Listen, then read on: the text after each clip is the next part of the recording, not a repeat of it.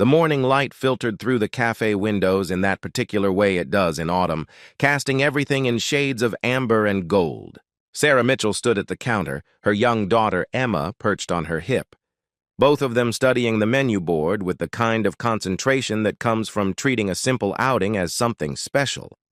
Sarah was 32, though the tiredness around her eyes might have added a few years. Her light brown hair was pulled back in a practical ponytail, and she wore a comfortable tan apron dress over a soft blue shirt, the uniform of someone who'd learned to find beauty in simplicity. Emma, just 4 years old, had her mother's gentle features and that particular brightness in her eyes that children have when they still believe the world is full of magic. They didn't come to cafes often. Money was always tight since Emma's father had left 2 years ago, disappearing like morning fog and leaving nothing but silence behind. But today was Emma's birthday, and Sarah had promised her something special.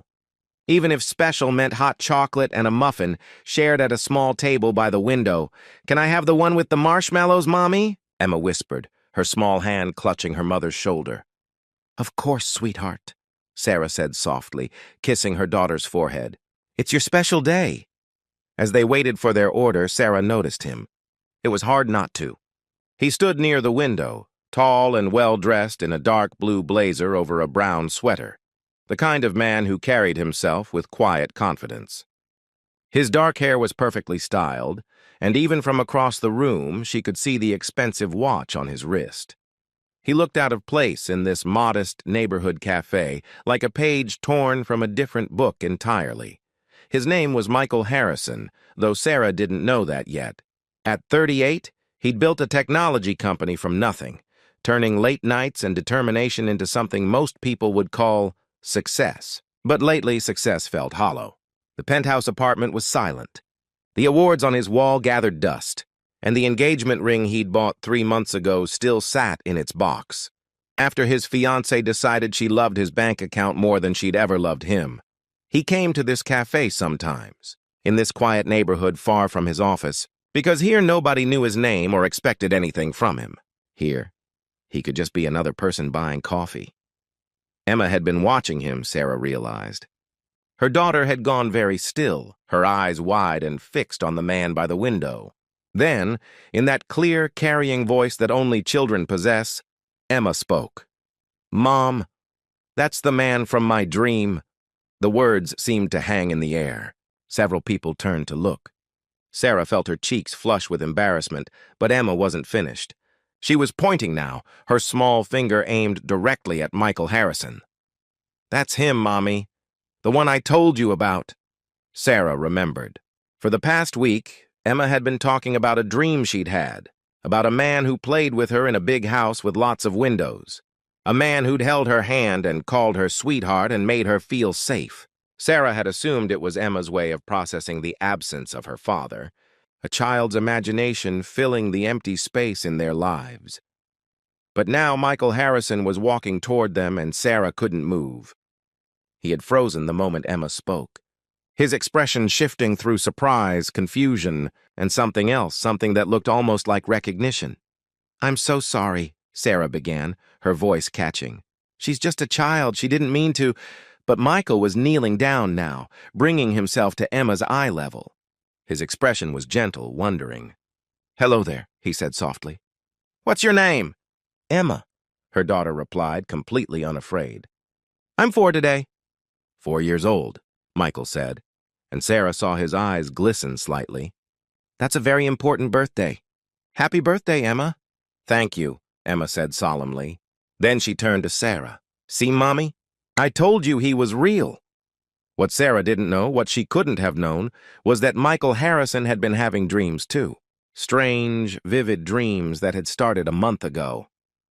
Dreams of a little girl with bright eyes and a pink dress calling him Daddy, tugging at his hand. Dreams that left him waking up with an ache in his chest, grieving for something he'd never had. He'd mentioned it once to his therapist, who'd suggested it was his subconscious telling him what he wanted from life.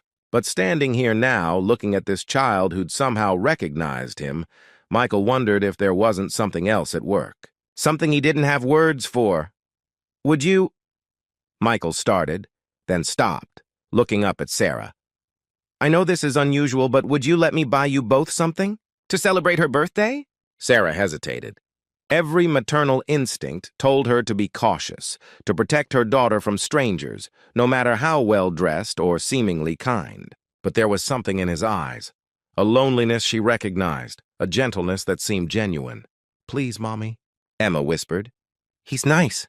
I know he is. And so Sarah found herself nodding, found herself sitting at a corner table with this stranger while Emma chattered away, completely comfortable as if she'd known him for years rather than minutes. Michael listened with a focus that Sarah hadn't seen in anyone for a long time, asking questions, laughing at Emma's stories, present in a way that felt rare and precious. They talked for over an hour. Michael learned that Sarah worked 2 jobs, one as a bakery assistant in the mornings, another as a bookkeeper for a small business in the evenings. That Emma spent her days at a neighborhood daycare run by Mrs. Chen, who charged what Sarah could afford and not a penny more. That life was hard, but they had each other, and somehow that was enough. Sarah learned that Michael had grown up poor, raised by a single mother who'd worked herself to exhaustion to give him opportunities. That he'd built his company thinking success would fill the emptiness inside him, only to discover that money couldn't buy the things that mattered. That he'd forgotten somewhere along the way what it felt like to simply sit with someone and be present, without agendas or expectations. I had a daughter once, Michael said quietly, when Emma had climbed down to look at the pastries in the display case. Or almost did. My girlfriend, when I was 23, she was pregnant. We were going to keep the baby. But then... He paused, and Sarah saw the old grief cross his face. She miscarried at 20 weeks. A little girl. We'd already picked out the name. Emma! Sarah's hand moved to her mouth. Oh, Michael. I think about her sometimes, he continued. Who she would have been. What she would have looked like. And lately? He gestured vaguely, as if trying to capture something ineffable. Maybe grief does strange things to us. Maybe our minds create what we need to survive. But when Emma came back, climbing into his lap as naturally as if she'd done it 1,000 times before, Michael didn't look like a man caught in a grief-induced delusion. He looked like someone who'd found something he'd been searching for without knowing he was looking. They exchanged phone numbers before parting. Sarah told herself it was just kindness, just a lonely man and a fatherless child finding brief comfort in an unexpected connection. But over the weeks that followed, as Michael began showing up at the cafe on Saturday mornings, as he started joining them for trips to the park and then for simple dinners at their modest apartment, she began to understand it was something more. Michael wasn't trying to buy their affection with his wealth. He didn't swoop in like some fairy tale prince to rescue them. Instead, he learned how to be present in their lives. He sat on the floor and played dolls with Emma. He showed up when Sarah's car broke down, not with a new car, but with a ride to work and the name of an honest mechanic. He was patient and gentle and real. 6 months later, when Michael asked Sarah to marry him, not with the expensive ring that still sat in his drawer, but with his grandmother's simple gold band, he knelt down and asked Emma first. I'd like to be your dad, if that's okay with you, he said softly. Not because I'm trying to replace anyone, but because I love you and your mom very much. Emma threw her arms around his neck. I already told you, she said matter-of-factly. You're the man from my dream. Sometimes life works in mysterious ways. Sometimes the universe conspires to bring people together in moments that feel like magic, but are really just love recognizing itself. And sometimes, when you're brave enough to stay open to kindness, to connection, to the possibility that maybe you're not meant to walk through this world alone, sometimes dreams do come true. They were married that autumn, with the morning light filtering through the windows just like it had that first day, casting everything in shades of amber and gold.